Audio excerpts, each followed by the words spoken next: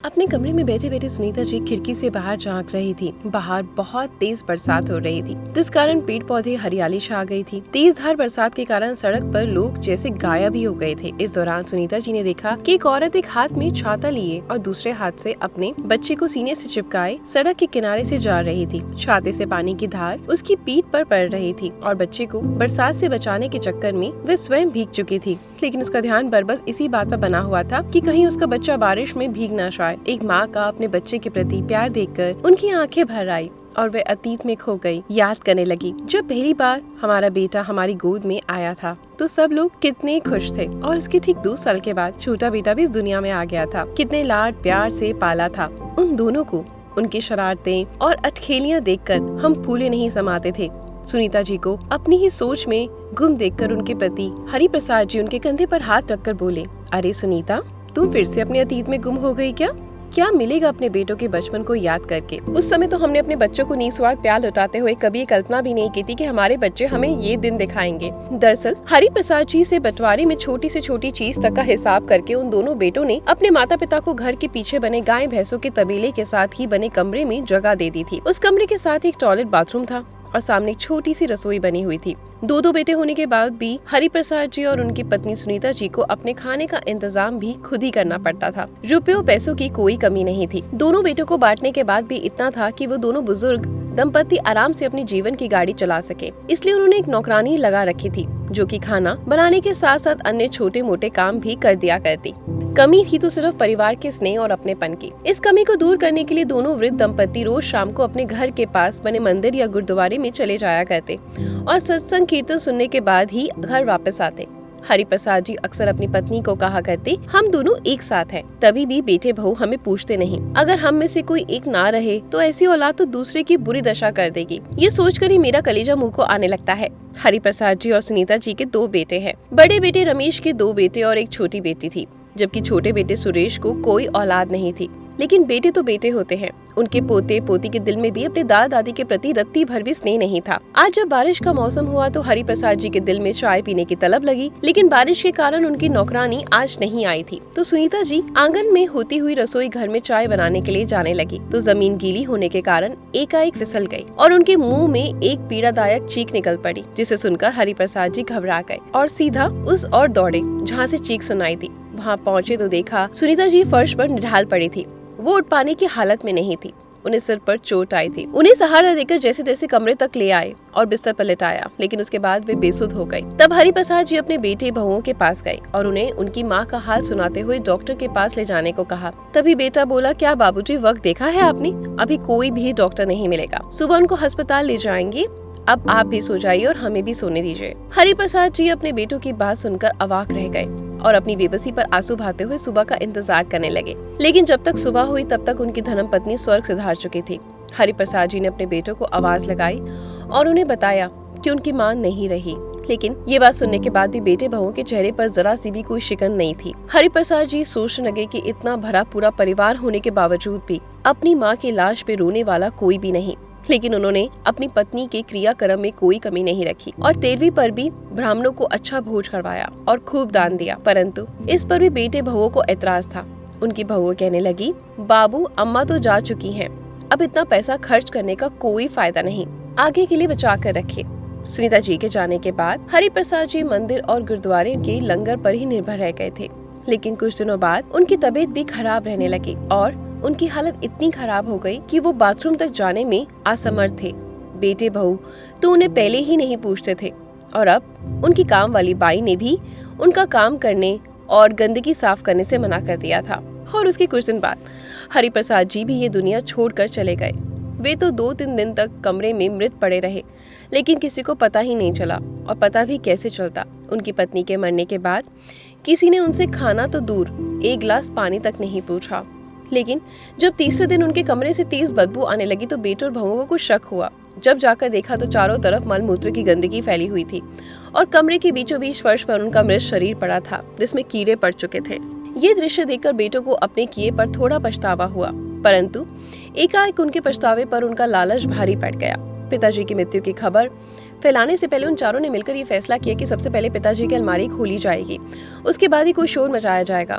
सबने अपने नाक को मुंह रुमाल से ढके और तुरंत अलमारी की ओर लपके और बेशर्मी से लूट खसोट चालू कर दी। दोनों बहुओं ने अपनी सासू माँ के जेवर के डिब्बे पर हाथ मारा, जबकि दोनों बेटे नकदी पर झपटने लगे। चारों लोग धक्का मुक्की कर रहे थे। इस छीना झपटी में माँ के सारे जेवर जमीन पर बिखर गए और उनमें से कुछ तो कमरे में फैली मलमूत्र की गंदगी में जा गिरे। लेकिन हैरानी की बात तो ये थी कि जिन बहुओं को जीते जी अपने ससुर फूटी आंख नहीं भाते थे, वही आज अपने लालच में उनकी गंदगी में हाथ मारने को तैयार हो गई और जिसके हिस्से जो आया वो उसने बटोर लिया। लेकिन जब पिता के मृत शरीर को बाहर निकालने की बारी आई तो दोनों बेटों और बहुओं में से कोई भी आगे नहीं आया। इस बात का हल निकाला गया कि किसी सफाई कर्मी को बुलाकर ये काम करवाया जाए, लेकिन कोई भी सफाई कर्मी ये करने को तैयार नहीं था। इसलिए पास के सरकारी अस्पताल के मुर्दा घर में काम करने वाले एक व्यक्ति को पकड़कर लाया गया, जिसने हरि प्रसाद के मृत शरीर को बाहर निकाल कर रखा और कमरे की सफाई करी।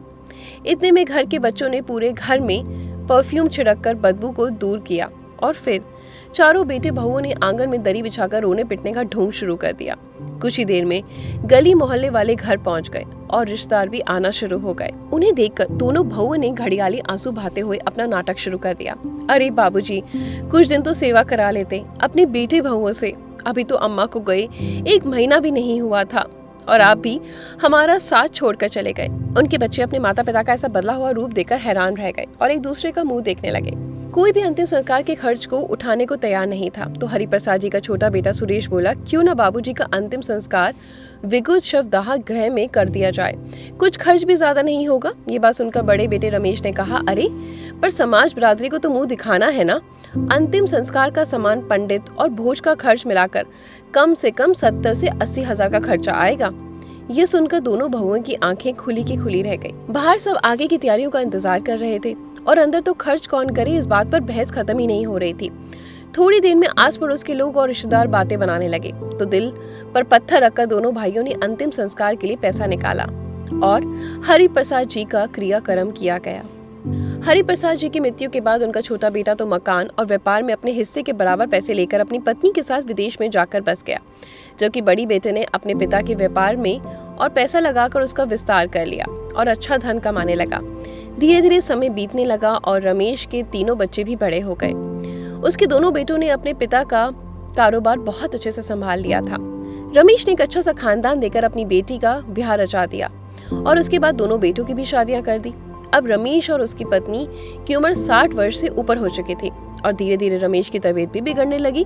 तो रमेश ने अपनी संपत्ति का बंटवारा अपने दोनों बेटों में कर दिया और कुछ धन और जेवर अपना खर्च चलाने के लिए रख लिया, ताकि जब भी कभी बेटी आए तो उसको देने के लिए बेटों से मांगना ना पड़े। लेकिन बंटवारे के तुरंत बाद ही दोनों भाइयों ने अपने सास ससुर के साथ रहने से इनकार कर दिया और फैसला ये ले लिया कि उसके माँ बाबूजी घर के पीछे बने उसी तबेले में रहेंगे जहाँ कभी उनके दादा दादी रहा करते थे।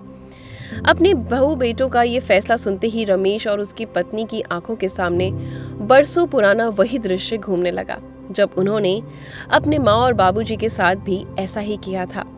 शुरू में तो दोनों वृद्ध दंपति अपना खाना खुद बनाकर खा लेते थे, लेकिन कुछ समय बाद जब रमेश की पत्नी ज्यादा बीमार रहने लगी और खाना पकाने में असमर्थ हो गई तो उनके छोटे बेटे ने माँ पिताजी का खाना बनाने की जिम्मेदारी अपनी पत्नी को दे दी। छोटी बहू ने 1 हफ्ता मुश्किल से उनका खाना खिलाया होगा कि एक दिन जब रमेश ने अपनी छोटी बहू से कहा, तुम्हारी माँ की तबीयत आज ठीक नहीं, वे रोटी नहीं खा पाएगी, इसलिए तुम उसके लिए खिचड़ी बना देना। इतना कहने की देर थी कि छोटी बहू ने उन पर तानों का बौछार कर दी।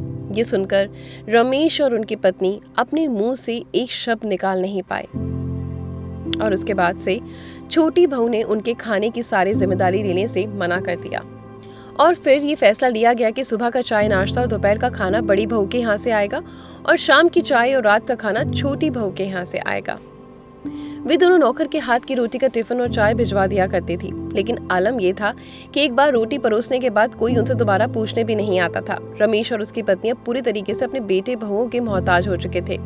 एक दिन जब रविवार के दिन उनकी बेटी भावना उनसे मिलने घर पहुंची और उसने अपने माता पिता के कमरे में गई तो देखा वे कमरा तो बच्चों का कमरा बन चुका था और जब उसने अपने भाई और भाभी से इसके बारे में पूछा तो दोनों बेटों और बहुएं नजरें चुराने लगे और फिर छोटी बहू ने उंगली का इशारा करते हुए कहा, वहां है माँ और बाबूजी का कमरा। ये सुनकर उनकी बेटी के पैरों तले जमीन खिसक गई। दुखी हृदय के साथ जब अपने माता पिता के पास पहुंची तो उनकी ऐसी हालत देखकर उसका कलेजा मुंह को आने लगा। कमरे में गाय भैंस के गोबर की बदबू फैली हुई थी और गोबर से सने पैर अंदर बाहर आने जाने से कमरे का फर्श बहुत गंदा हो चुका था।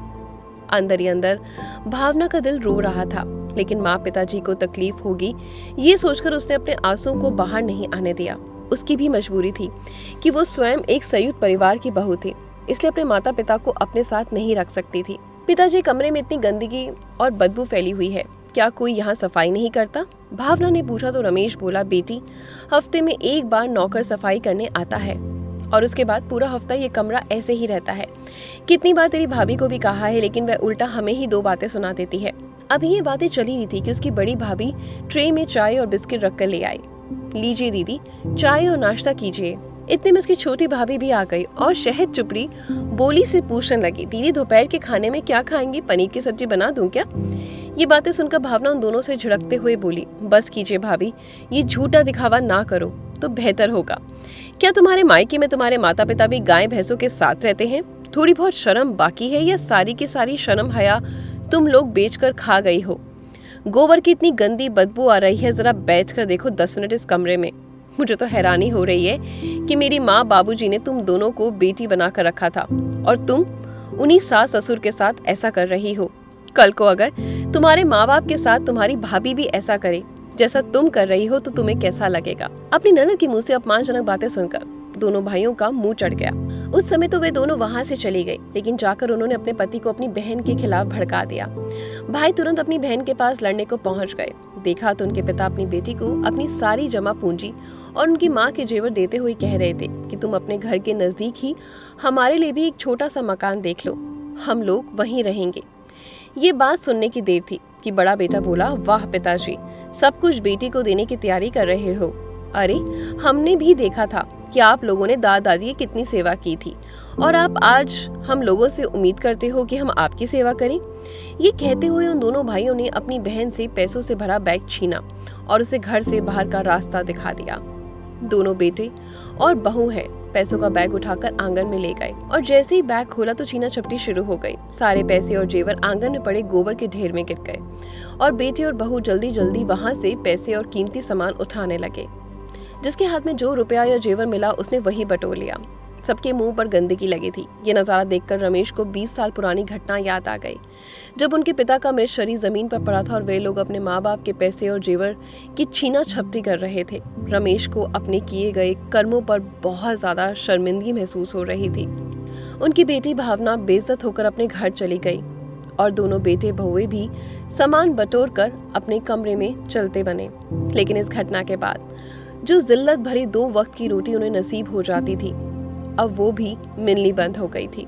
जैसे तैसे रमेश और उनकी पत्नी अपने लिए 2 वक्त की खिचड़ी बना लेते। कभी तबीयत ठीक नहीं होती तो दोनों भूखे ही रह जाते। बूढ़े शरीर कब तक भूखे रहकर जिंदा रहते। रमेश की पत्नी जो पहले से बीमार चल रही थी, भगवान को प्यारी हो गई। बेटों ने अपने माता पिता के रोने चिल्लाने की आवाज सुनी तो वे दौड़े दौड़े चले आए। माँ के अंतिम संस्कार के समय आज भी वही परेशानी सामने खड़ी थी जो 20 साल पहले रमेश और उसके भाइयों के सामने थी कि माँ के अंतिम संस्कार के लिए पैसे कौन खर्च करेगा। इस बात का हल दोनों बहुओं ने निकाला कि अम्मा के मृत शरीर को अस्पताल दान कर दिया जाए। छोटी बहू बोली, अम्मा तो वैसे भी मर चुकी हैं, तो क्यों ना जाते जाते ही कुछ लोगों का भला करती जाए। छोटी बहू की इस बात का दोनों बेटों और बड़ी बहू ने समर्थन किया, परंतु उनका पिता रमेश इस बात के लिए कतई तैयार नहीं था। वह अपनी पत्नी का अंतिम संस्कार अपने हाथों से करना चाहता था और जानता था कि उसके बेटे खर्च के डर से उसे ऐसा नहीं करने देंगे। इसलिए वह अपनी बेटी भावना को फोन लगाने लगा, लेकिन बड़े बेटे ने उसके हाथ से फोन छीन लिया और तुरंत अस्पताल में फोन कर दिया और अपनी माँ के मृत शरीर को मेडिकल कॉलेज में दान कर दिया गया। और भावना को इस बात की खबर तक नहीं होने दी कि उसकी माँ अब इस दुनिया में नहीं रही। रमेश को आज अपने किए पर पछतावा हो रहा था। वह जानता था कि आज जो कुछ भी उसके साथ हो रहा है ये उसके कर्मों का ही फल है। अब वह एकदम अकेला रह गया था। बहुओं का दिल होता तो उसके लिए खाना भिजवा देती, नहीं तो वो भूखा ही रह जाता था। वो मनी मन सोचता कि कल तक जो शहर का जाना माना रईस कहलाया करता, आज उसकी हालत भिखारियों से भी बदतर हो चुकी है। लेकिन अब उसके पास पछतावे के अलावा कोई रास्ता नहीं था। उसकी तबीयत दिन ब दिन बदतर होती जा रही थी। एक दिन जब भावना अपने माँ से पिता से मिलने के लिए आई तो अपने पिता की हालत देखकर हैरान रह गई। उसके पिता एक बासी ब्रेड हाथ में लिए उसके टुकड़े करके जैसे जैसे चबा रहे थे। ये दृश्य देखकर वह सदमे में थी। इधर उधर देखा, माँ कहीं नजर नहीं आई तो अपनी माँ के बारे में पूछने लगी, लेकिन उसके दुख का ठिकाना नहीं रहा जब उसे पता चला कि उसकी माँ की मृत्यु हो चुकी है। वो हैरान थी कि उसके भाइयों ने कुछ रुपए बचाने के चक्कर में उसकी माँ का अंतिम संस्कार तक नहीं किया और ना ही उसे खबर करी। वो अपने पिता से गले लगकर फूट फूट कर रही और ये सोचकर स्तंभ रह गई कि आखिर उसके भाई इतना नीचे कैसे गिर सकते हैं। उसके पिता का अब क्या होगा, यही प्रश्न रह रहकर उसके दिमाग में गूंज रहा था। बेटी से अपने पिता की पीड़ा बर्दाश्त नहीं हो पा रही थी। उसने तुरंत अपने पति को फोन किया और सारा हाल कह सुनाया। एक मत से बेटी और दामाद ने एक निर्णय लिया। फोन रखकर भावना पिता के पास आई और कहने लगी, बाबूजी, 2 बेटे एक बेटी के होते हुए आप बुढ़ापे में इस तरह का जीवन जीने को मजबूर हैं। लानत है हम सब पर। मैं आपको इस हालत में अब और नहीं देख सकती। आप मेरे साथ चलिए। अब आप हमारे साथ अपनी बेटी और दामाद के साथ रहेंगे। लेकिन रमेश ने उसके साथ जाने से ये कहकर मना कर दिया कि बेटी के घर रहना उसके असूलों के खिलाफ है। लेकिन भावना उसके पिता की एक नहीं सुनी। उसने अपने पिता को साफ कह दिया कि या तो वह उसके साथ चलेंगे, नहीं तो वह उनके साथ रहकर उनका ख्याल रखेगी। बेटी के बार बार जिद करने पर बाबूजी ने कहा, ठीक है, मैं तुम्हारे साथ चलूंगा, लेकिन उससे पहले एक बहुत जरूरी काम है जिसे करना अभी बाकी है। तुम मेरी दामाद जी से बात करवाओ। भावना ने उसी समय अपने पति को फोन लगाकर अपने पिता से उनकी बात करवाई। शाम तक उनका दामाद एक वकील को लेकर उनके पास हाजिर हो गया और बाबूजी ने अपनी वसीयत लिखवाते हुए अपनी कोठी अपनी बेटी के नाम कर दी और कोर्ट की तरफ से दोनों बेटों को नोटिस जारी कर दिया कि ये मकान अब उनकी बहन का है और उन्हें आदेश दिया गया कि वे 10 दिन के अंदर उनका मकान खाली कर दें, अन्यथा उनका सामान सड़क पर फेंक दिया जाएगा।